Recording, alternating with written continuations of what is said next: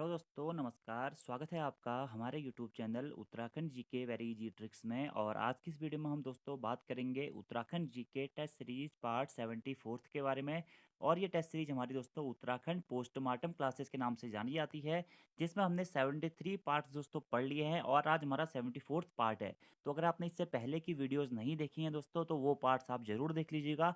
आपको आपके एग्ज़ाम्स में इन वीडियोज़ से काफ़ी ज़्यादा हेल्प मिलेगी। इसी के साथ-साथ हमारी हिंदी की भी पोस्टमार्टम क्लासेस चल रही है दोस्तों, और रीजनिंग की क्लासेस भी चल रही है, जीएस की क्लासेस भी चल रही है। आप उन्हें भी ज़रूर देखते रहें, आपके एग्ज़ाम में बहुत ज़्यादा हेल्प करेंगी ये क्लासेस। जैसा कि आप लोगों को पता है कि यूके ट्रिपल एससी के द्वारा कल ही दोस्तों एग्ज़ाम कैलेंडर जारी किया गया है, और आप लोगों का सचिवालय सुरक्षाकर्मी का एग्ज़ाम 24 सितंबर को है, और वहीं 24 अक्टूबर को आपका फिर बाद में कनिष्ठ सहायक 746 पदों का एग्ज़ाम पेपर भी है। तो इसके रिगार्डिंगली ये वीडियोज़ बहुत ज़्यादा इंपॉर्टेंट है। आप समय आ गया है रिवीजन करने का, तो यही कहूँगा दोस्तों कि 10 से 12 घंटे पढ़िए, अच्छे से मेहनत कीजिए, डिटेल्स में पढ़िए, ऑब्जेक्टिव प्रैक्टिस कीजिए, क्वेश्चन सेट्स लगाइए, मॉक टेस्ट लगाइए, तभी आप एग्जाम में एक अच्छा स्कोर कर पाएँगे, ठीक है? इसी के साथ-साथ दोस्तों हमने अपनी उत्तराखंड की एक एप्लीकेशन भी बनाई हुई है, प्ले स्टोर से आप उसे डाउनलोड कर सकते हैं। एप्लीकेशन का नाम है Uttarakhand GK very easy trick, जहाँ पर अगर आप दोस्तों इन एग्ज़ाम्स के लिए UK triple SC, video VPDO 854 पद, कनिष्ठ सहायक या इन सभी एग्ज़ाम्स के लिए अगर प्रैक्टिस सेट्स अटेम्प्ट करना चाहते हैं, तो वहाँ पर आपको फ्री प्रैक्टिस टेस्ट्स भी मिल जाते हैं और पेड प्रैक्टिस टेस्ट्स भी मिल जाते हैं। और ये जो क्वेश्चंस मैं आपको कराता हूँ, ये वही प्रैक्टिस सेट्स के क्वेश्चन होते हैं, जो कि मैं आपको 10-10 प्रश्नों के बारे में बताता हूँ और इससे संबंधित व्याख्या भी मैं आपको बताता हूँ। तो आपको सभी पॉइंट्स ध्यान से पढ़ने हैं और एक बार रिवीजन भी आप ज़रूर कर लीजिएगा इन पोस्टमार्टम क्लासेस का, क्योंकि रिवीजन की दृष्टि से अगर आपने अच्छी तरीके से पढ़ा हुआ है, तो बहुत महत्वपूर्ण आपकी ये क्लासेज हैं। आप कोई भी एग्जाम पेपर उठा के देख लीजिए, आपको निश्चित ही दोस्तों हेल्प मिलेगी इन क्लासेस से। चलिए शुरू करते हैं आज की इस वीडियो को। और आज का हमारा पहला क्वेश्चन है, जो इससे प्रीवियस वीडियो में होमवर्क का क्वेश्चन था दोस्तों, कि ग्राम्या है। क्या है ग्राम्या? जलागम संरक्षण, सामुदायिक स्तर की क्षमता निर्माण व आजीविका संवर्धन योजना, ग्रामीण क्षेत्रों में वित्तीय साक्षरता बढ़ाने की योजना, दूरदराज क्षेत्रों में बालिकाओं के लिए एक शैक्षिक कार्यक्रम, या घराटों के विकास के लिए एक योजना। और यह क्वेश्चन दोस्तों आपका फॉरेस्ट गार्ड के एग्जाम में आया हुआ था। तो ग्राम्य क्या है दोस्तों? यह जलागम संरक्षण से संबंधित है। तो जलागम संरक्षण, सामुदायिक स्तर की क्षमता निर्माण व आजीविका संवर्धन योजना को ही ग्राम्य नाम से जाना जाता है। और इसी ग्राम्य को दोस्तों उत्तराखंड विकेंद्रीकृत जलागम विकास परियोजना या फिर जलागम विकेंद्रीकृत जलागम विकास परियोजना के नाम से भी जाना जाता है। याद रखना है दोस्तों, ग्राम्य को ही क्या जाना जाता है? जल संरक्षण या जलागम संरक्षण का इसका अभिप्राय है। और उत्तराखंड विकेंद्रीकृत जलागम विकास परियोजना के नाम से भी ग्राम्य को ही जाना जाता है। ग्राम्य फेज 1, फेज 2, फेज 3 के बारे में आप लोगों ने बहुत बार न्यूज़पेपर्स में भी पढ़ा होगा। तो जल संरक्षण के संबंध में ये ग्राम्य परियोजना हमारी है। अब दोस्तों जल संरक्षण से संबंधित एक और हमारी योजना है क्या? चाल खाल परियोजना। चाल खाल परियोजना का संबंध भी किससे है? जल संरक्षण से ही है। तो ये 2 पॉइंट आपको यहाँ से याद रखने हैं। बाकी दोस्तों देखिए, पर्यावरण से संबंधित कुछ योजनाएँ होती हैं जो कि इम्पोर्टेंट होती है, जैसे कि चाल खाल योजना पर्यावरण से संबंधित योजना है, ठीक है? और जलागम संरक्षण से संबंधित है। इसी प्रकार से ग्राम्य योजना जलागम संरक्षण से संबंधित है। एक दोस्तों हमारा निर्मल भारत अभियान 2017 में शुरू किया गया था, वो भी पर्यावरण से संबंधित है। पर्यावरण मित्र योजना, जो कि हरक सिंह रावत जी के द्वारा 11 मार्च 2006 को श्रीनगर से स्टार्ट की गई थी, ये भी पर्यावरण की योजना के अंतर्गत आती है। स्पर्श गंगा अभियान पर्यावरण योजना के अंतर्गत आता है। नमामि गंगे अभियान पर्यावरण योजना के अंतर्गत आता है। तो ये जो महत्वपूर्ण हमारी योजनाएं हैं, ये आपको जरूर पढ़ लेनी हैं। अगले प्रश्न की बात करते हैं। अगला हमारा प्रश्न है दोस्तों, कि निम्नलिखित में से कौन सुमेलित नहीं है? लोक संस्कृति संग्रहालय भीमताल में स्थित है, हिमालयन संग्रहालय उत्तरकाशी में स्थित है, हिमालय संग्रहालय नैनीताल में स्थित है, या फिर मौलाराम संग्रहालय टिहरी गढ़वाल जनपद में स्थित है। तो कौन सा सुमेलित नहीं है, यानी कि सही नहीं है, पूछा गया दोस्तों, ठीक है? देखिए, लोक संस्कृति संग्रहालय दोस्तों भीमताल में स्थित है, बिल्कुल सही है। यह भीमताल के खुटानी में स्थित है, ठीक है? भीमताल के खुटानी। और भीमताल कहाँ पड़ता है? नैनीताल जनपद में पड़ता है। तो कभी-कभी देखिए आपको यहाँ पे प्रश्न पूछ देगा कि लोक संस्कृति संग्रहालय किस जनपद में स्थित है? तो नैनीताल जनपद में स्थित है। नैनीताल जनपद में कहाँ पर स्थित है? भीमताल के खुटानी नामक स्थान पर स्थित है। और एक लोक संस्कृति संग्रहालय की स्थापना कब की गई थी दोस्तों? 1983 में लोक संस्कृति संग्रहालय की स्थापना यशोधर मठपाल जी के द्वारा की गई थी। अगला प्रश्न है दोस्तों, हिमालयन संग्रहालय उत्तरकाशी में है, बिल्कुल सही है। और हिमालय संग्रहालय, हिमालय और लयन, इसमें नया लगता है दोस्तों, नौ जहाँ पे है वो उत्तरकाशी, और हिमालय संग्रहालय हमारे नैनीताल में स्थित, ये भी सही है। तो कौन सा सुमेलित नहीं है? मौलाराम संग्रहालय टिहरी में स्थित नहीं है। तो ये हमारा क्या होगा? सुमेलित नहीं होगा। तो मौलाराम संग्रहालय दोस्तों कहाँ पे स्थित है? यह श्रीनगर में स्थित है। कहाँ पे? श्रीनगर में स्थित है क्या मौलाराम संग्रहालय? ये आपको आप डायरेक्टली याद करना है, श्रीनगर पौड़ी गढ़वाल में यह स्थित है। बाकी मौलाराम के बारे में अगर आप लोगों को पता नहीं है दोस्तों, तो उत्तराखंड के प्रसिद्ध चित्रकार के रूप में, सबसे फेमस चित्रकार के रूप में इन्हें जाना जाता है, जिन्हें टिहरी जिन्हें परमार राजवंश के 4 राजाओं के द्वारा संरक्षण दिया गया। इनके जो पूर्वज थे वह सोनारगिरी का काम करते थे। इनके चित्रों को सबसे पहले दुनिया के सामने मुकुंदी लाल जी के द्वारा रखा गया था। तो इस प्रकार के जो फैक्ट्स होते हैं ये आप मौलाराम वाली हमारी एक पर्सनल वीडियो बनी हुई है, आप उसे देख लीजिएगा, सर्च कीजिएगा Maularam by Uttarakhand GK very easy trick, तो आपका वहाँ पर वो वीडियो मिल जाएगी। और मौलाराम दोस्तों यूके ट्रिपल एससी के पॉइंट ऑफ व्यू से एक बहुत महत्वपूर्ण टॉपिक है, यहाँ से भर भर के एग्जाम में प्रश्न पूछे जाते हैं। अगले प्रश्न की बात करते हैं कि निम्नलिखित में से डाक टिकट के संबंध में सुमेलित नहीं है। तो डाक टिकट के संबंध में सुमेलित नहीं है पूछा गया कि कौन सा डाक टिकट कब जारी नहीं हुआ था। देखिए दोस्तों ऑप्शन देखते हैं। भारतीय सर्वेक्षण विभाग के ऊपर डाक टिकट 1967 में जारी हुआ था। ब्रह्मकमल के ऊपर 1981 में हुआ था। बुरांस के ऊपर 1977 में हुआ था।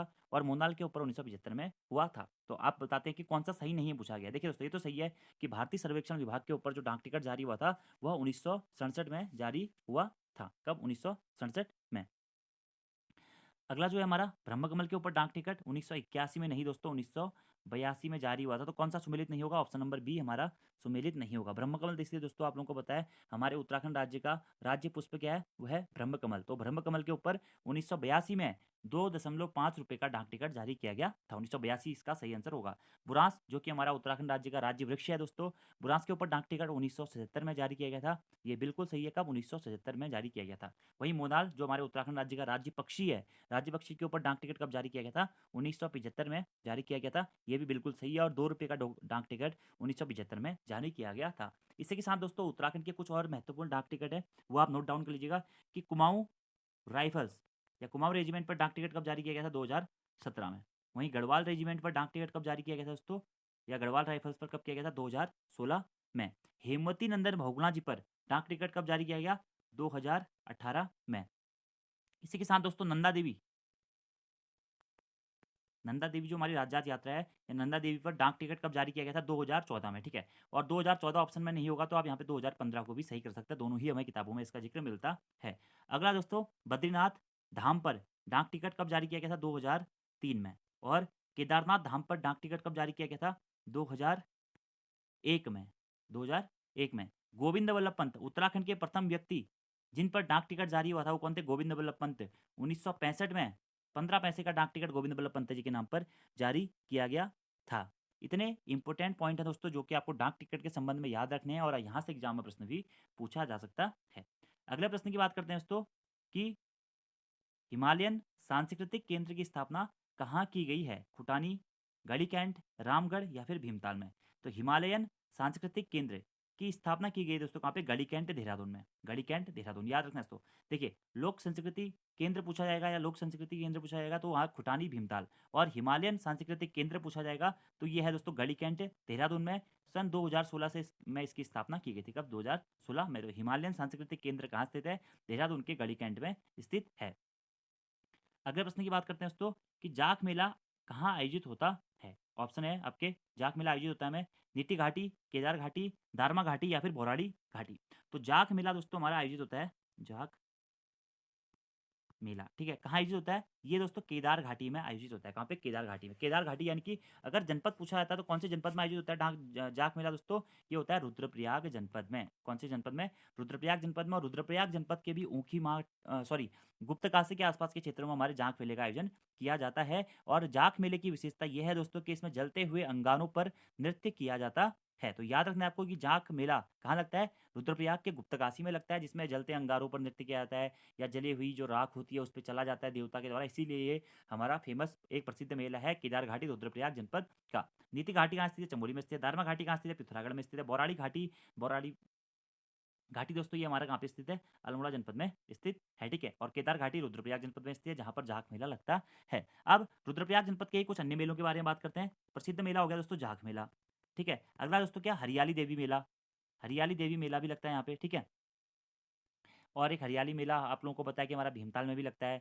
ठीक है। हरियाली पूड़ा मेला हमारा कहाँ पे लगता है? वो चमोली में लगता है। ठीक है। ये कुछ डिफरेंट सेम सेम नाम वाले मेले हैं। ठीक है। अन्नकूट मेला, अन्नकूट मेला कहाँ लगता है? ये भी रुद्रप्रयाग में ही लगता है। ठीक है। इसी के साथ साथ दोस्तों भतूज उत्सव, भतूज उत्सव का आयोजन कहाँ किया जाता है? ये भी रुद्रप्रयाग जनपद में ही किया जाता है। मठियाणा मेला, क्या? मठियाणा मेला, मठियाणा मेला भी कहाँ लगता है? रुद्रप्रयाग जनपद में ही लगता है। कार्तिकेय मेला, कार्तिकेय मेला भी रुद्रप्रयाग जनपद में लगता है। कोटेश्वर महादेव मेला ये भी दोस्तों कहाँ लगता है? रुद्रप्रयाग जनपद में लगता है। राकेश्वरी मेला भी कहाँ लगता है? रुद्रप्रयाग जनपद में लगता है। और त्रिजुगी नारायण मेला ये भी कहाँ लगता है? रुद्रप्रयाग जनपद में ही लगता है, ठीक है। मुंडकटिया मेला ये भी हमारा रुद्रप्रयाग जनपद में ही लगता है। अर्धनारेश्वर मेला ये भी हमारा रुद्रप्रयाग जनपद में ही लगता है। तो ये कुछ प्रसिद्ध मेले हैं जो कि आपको रुद्रप्रयाग जनपद के संबंध में याद रखने हैं, ठीक है।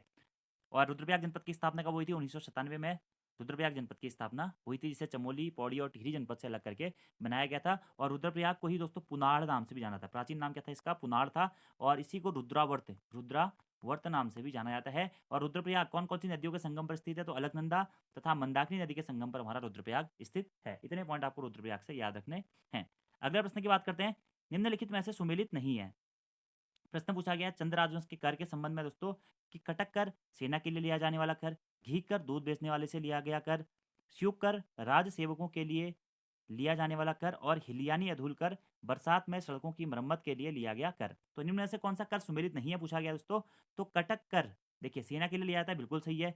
घी कौन सा सुमेलित नहीं होगा? तो ऑप्शन नंबर बी दोस्तों हमारा सुमेलित नहीं होगा, क्योंकि घी कर दूध बेचने वाले से लिया गया कर नहीं है, जबकि घी बेचने वाले से, जो भी आदमी घी बेचता था ना, उससे घी कर लिया जाता था। शुक कर बिल्कुल सही है, राज सेवकों के लिए जो कर लिया जाता था उसे शुक कर कहते थे। और हिलियानी अधूल कर ये भी बिल्कुल सही है कि बरसात में सड़कों की मरम्मत के लिए जो कर लिया जाता था उसे हम कहते हैं हिलियानी अधूल कर। तो डायरेक्टली दोस्तों आपसे इस प्रकार से भी प्रश्न पूछा जाता है कि चंद्र राजवंश में सेना के लिए लिया गया कर क्या कहलाता था? कटक कर। चंद्र राजवंश में घी बेचने वाले से लिया गया कर घी कर कहलाता था। चंद्र राजवंश में राज सेवकों के लिए लिया जाने वाला कर शुभ कर कहलाता था। और चंद्र राजवंश में बरसात में सड़कों की मरम्मत के लिए लिया जाने वाला कर क्या था? हिलियानी अधूल कर था, ठीक है। 36 रकम 32 कलम के बारे में आप लोगों ने पढ़ा होगा कि 36 रकम 32 कलम का संबंध किससे है? कर व्यवस्था से है, ठीक है। और चंद राजस्व में कुल कितने प्रकार के कर थे दोस्तों? 68 प्रकार के कुल कर थे। और चंदों के कर के ऊपर वीडियो देखनी है तो उत्तराखंड इतिहास की प्लेलिस्ट में चले जाइए, पूरा चंद राजवंश और चंद के कर वहां पे आपको बताए गए हैं। आंसर हो जाएगा सुमेलित नहीं है में ऑप्शन नंबर बी। अगले प्रश्न की बात करते हैं। निम्नलिखित में से कौन सा कथन असत्य है? ऑप्शन की बात करते हैं दोस्तों। केदार सिंह जौनसार के प्रथम समाजसेवी, गुलाब सिंह जौनसार क्षेत्र में राजनीति जागरूकता के जनक, रतन सिंह चौहान जौनसार संगीत के जनक, या फिर पंडित शिवराम जौनसार संगीत के प्रथम कवि, या जौनसार के प्रथम कवि। अब आपको यहाँ पे प्रश्न पूछा गया कि कौन सा कथन हमारा असत्य है या सुमेलित नहीं है। देखिए जौनसार के प्रथम समाजसेवी हमारे केदार सिंह जी थे, ठीक है। जौनसारी जनजाति के बारे में आपने वो पढ़ा होगा कि 1967 में भारत सरकार के द्वारा जौनसारी जनजाति को जनजाति का दर्जा दिया गया था। जौनसार कहाँ पड़ता है? जौनसार वाला क्षेत्र मुख्यतः हमारा देहरादून जनपद में पड़ता है। और उत्तरकाशी के क्षेत्र में भी कुछ हमारा जौनसारी जनजाति निवास करती है, ठीक है। तो जौनसार का अपना ही एक अलग कल्चर है, जिस कारण जौनसारी जनजाति से और जौनसारी कल्चर से काफी प्रश्न एग्जाम में बनते हैं। तो जौनसार के कुछ महत्वपूर्ण व्यक्तित्व यहाँ पे दिए गए हैं। जौनसार के प्रथम समाजसेवी केदार सिंह को कहा जाता है, बिल्कुल सही है दोस्तों, ठीक है। जौनसार क्षेत्र में राजनीतिक जागरूकता का जनक गुलाब सिंह को कहा जाता है, ये भी बिल्कुल सही है। जौनसार का प्रथम कवि पंडित शिवराम को कहा जाता है, ये भी बिल्कुल सही है। तो कौन सा सुमिलित नहीं है? ऑप्शन नंबर सी हमारे यहाँ पे सुमिलित नहीं होगा दोस्तों। रतन सिंह चौहान, इन्हें जौनसारी संगीत का जनक नहीं कहा जाता। तो रतन सिंह चौहान को क्या कहा जाता है? तो इन्हें जौनसार के आधुनिक कवि के रूप में जाना जाता है, ठीक है। जौनसार के आधुनिक कवि के रूप में इन्हें जाना जाता है। याद रखिएगा दोस्तों, जौनसार के आधुनिक कवि कौन? रतन सिंह चौहान, ठीक है। अब यहीं से प्रश्न बनता है कि जौनसारी संगीत के जनक के रूप में किसे जाना जाता है? तो ये जाना जाता है दोस्तों किसे? नंदलाल भारती को। नंदलाल भारती जो कि जौनसारी संगीत के जनक हैं, और रतन सिंह चौहान जौनसार के आधुनिक कवि हैं। तो याद रखिएगा दोस्तों, जौनसार के प्रथम समाजसेवी केदार सिंह, जौनसार क्षेत्र में राजनीतिक जागरूकता के जनक गुलाब सिंह, जौनसारी संगीत के जनक नंदलाल भारती, और जौनसार के प्रथम कवि हैं हमारे कौन? पंडित शिवराम जी। ये सारे फैक्ट्स आप लोग याद रख लीजिएगा। अगले प्रश्न की बात करते हैं दोस्तों कि descriptive list of martial arts of Almora पुस्तक के लेखक कौन है? ठीक है, तो descriptive list of martial arts of Almora पुस्तक के लेखक हैं दोस्तों गंगादत्त उप्रेती जी। कौन है? गंगादत्त उप्रेती जी हैं। इतने पॉइंट आप यहाँ से डायरेक्टली नोट डाउन कर लीजिएगा। अगले प्रश्न की बात करते हैं। निम्नलिखित में से कौन सा कथन असत्य है? तो यात्राओं के संदर्भ में दोस्तों ये प्रश्न आपका पूछा गया है कि कौन सा ये यात्रा के संदर्भ में असत्य है। दियोरा यात्रा पिथौरागढ़ जनपद में आयोजित होती है।